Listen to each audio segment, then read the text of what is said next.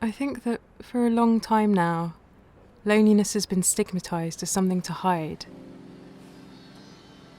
to get through as best possible. Like there's something wrong with you if you feel lonely, that it's your fault, even shameful. But it's something that most of us have felt at some point in our lives. And more people are affected by it on an ongoing basis, not just a one-off. We often think of older people, but it's younger people too, and everything in between. Both a growing mental health crisis and also a very physical one, with loneliness considered to be as bad for you as smoking 15 cigarettes a day. And even as we grow more technologically connected, today's 21st century patterns of life leave us more and more fragmented, more disconnected from ourselves and the things that make us truly happy. Disconnected from each other, from the communities once the fabric of society, disconnected from the natural ecosystem.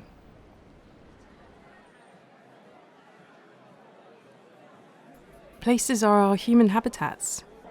They deeply affect the way that we feel, how we relate to one another, even our capacity to grow in our lives.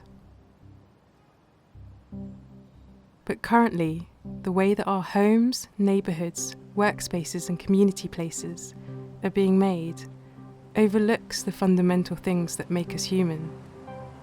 Our emotions, behaviours, perceptions, senses and even spirit.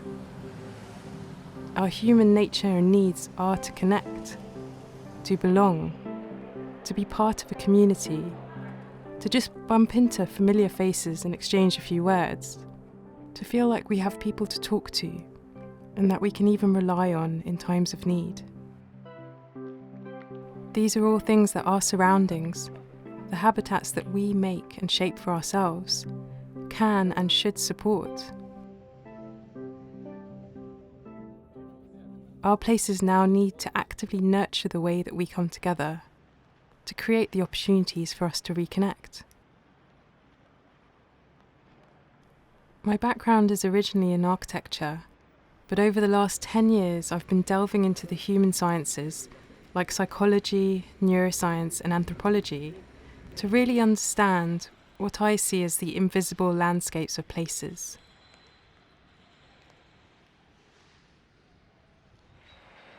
How places affect us every day and even over the course of our lives. And what our surroundings feel like is really important for our physical, mental, emotional and social well-being, even if it doesn't seem so obvious at first. Whether a place lifts us up or brings us down. Whether we feel connected to others or not. Whether we feel a sense of identity, of belonging. Whether we feel it's our place and that we are welcome there. Whether we feel hope for the future, cared for, valued. And yet places are being built today, often that don't even get the basics right. So we need a shift. To think of the places in our lives as our human habitats. To shape places according to how they'll affect us, how they can connect us. To create places from the inside out, starting from our human nature and needs, and building this in right from the start. And make places that enrich human life, where people can flourish and thrive. My focus is making places that matter in spaces of soul.